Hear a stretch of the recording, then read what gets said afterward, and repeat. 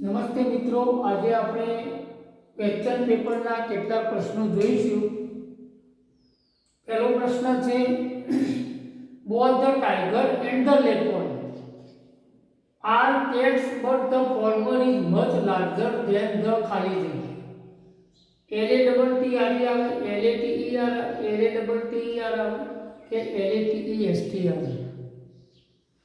મિત્રો આની અંદર આપણે જોઈએ તો વાઘ અને લેપર્ડ એટલે ચિત્તો આ બંને જે છે એ બિલાડીઓ છે. હવે આપણને એમ થાય કે થોડી નવાઈ લાગે, પણ વિજ્ઞાનની ભાષામાં એમ કહી શકાય કે આ બધા બિલાડી કુળના પ્રાણીઓ છે. એટલે બિલાડી છે એના જેવા ઘણા બધા છે, એટલે સ્પેસીસ કહેવાય, વિવિધ પ્રકારની જાતિઓ. વિજ્ઞાનની ભાષામાં આ ઉત્ક્રાંતિ જેવું છે કે થોડો ફેરફાર થાય એટલે પ્રાણી બદલાઈ જાય, એટલે એ વિજ્ઞાન છે. એની સાથે આપણે થોડીક સમજ મેળવવી પડે, એટલે આપણે આ વાત કરી તો આ બધા બિલાડી કુળના પ્રાણીઓ છે.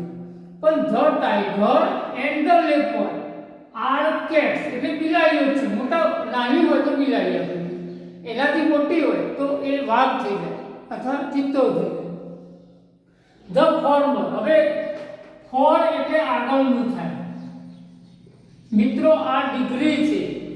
ફોર, ફોર્મર અને ફોરમોસ્ટ તો આ ડિગ્રીનું રૂપ છે. હવે અહીં ફોર્મર એટલે એનું ગુજરાત ફોર એ આમ તો મારી દ્રષ્ટિએ ફોર જે છે ને એ પ્રિફિક્સ છે, પણ ફોર અને ફોર્મર તો ફોર એટલે અગાઉનું, ફોર્મર એટલે એના પહેલાનું.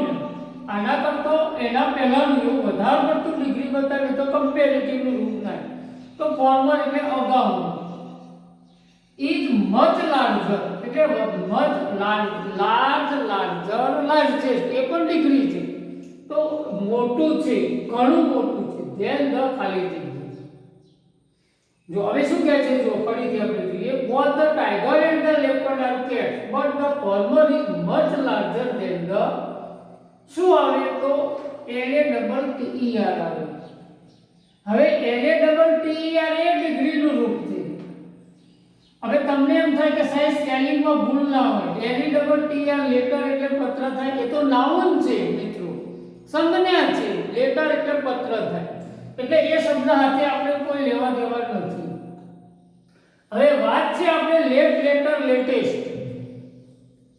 લેટ એટલે મોડા, લેટ, લેટર અને લેટેસ્ટ, લેટ, લેટર અને લાસ્ટ. મિત્રો કમ્પેરેટિવ ડિગ્રી અને પોઝિટિવ ડિગ્રી લેટના બે થાય, સોરી લેટના કમ્પેરેટિવ અને સુપરલેટિવના બે થાય. તો લેટર અને લેટર, તો આ લેટર એ લેટ ઉપરથી લેટર, આ લેટર થાય, આ લેટેસ્ટ થાય, આ લાસ્ટ વર્ડ થાય. વપરાય કયો આ યાદ રાખો. તો જ્યારે આપણે કહીએ કે સમયના અર્થમાં હોય, દાખલા તરીકે આ લેટેસ્ટ ચોપડી છે તો લેટેસ્ટ છે છેલ્લી એડિશન, જે છેલ્લે છપાય એરિયે છે, તો એના માટે તમારે લેટેસ્ટ શબ્દ વાપરવો પડે અને કમ્પેરેટિવમાં લેટર વાપરવો પડે, LATER. હવે સ્થિતિના અર્થમાં હોય, દાખલા તરીકે તમે મોડા આવ્યા, આ સૌથી છેલ્લો આવ્યો તો લાસ્ટ વપરાય. તો એવા સ્થિતિના અર્થમાં હોય, બરાબર, સ્થળના અર્થમાં હોય તો લેટેસ્ટ વપરાય અને લેટર વપરાય. હવે અહીંયા આ જે છે એ સમયના અર્થમાં નહીં, બરાબર, આ વસ્તુની સરખામણીના અર્થમાં છે. એટલે લાર્જર ધેન ધ લેટર એટલે લેપર્ડ છે એના કરતો વાઘ જે છે, ચિત્તો છે, ચિત્તો ના કહેવાય પણ લેપર્ડ એટલે દીપડો થાય, તો દીપડો છે એ વાઘના કરતો મોટો છે. બરાબર, એટલે પાછળ છે એના કરતો આગળનો મોટો છે.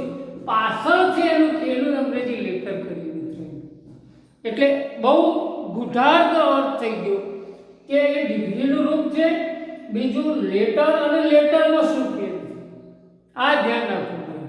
ફરીથી સમજાવી દઉં, લેટના કમ્પેરેટિવ રૂપો બે થાય, સુપરલેટિવ રૂપો બે થાય. LATER લેટર એ સમયના અર્થમાં છે, આ પણ લેટર સમયના અર્થમાં, પણ સ્થિતિ, વસ્તુ એવા અર્થમાં હોય તો તમારે લેટર LATTER વાપરવાનું અને LAST સુપરલેટિવમાં વાપરવાનું.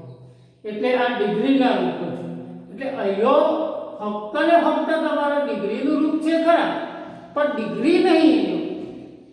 અહીં સરખામણીવાળી વાત નહીં. અહીં તો માત્ર ને માત્ર શબ્દની ઉપયોગિતા કેવી રીતે થઈ એ સમજવાનું છે.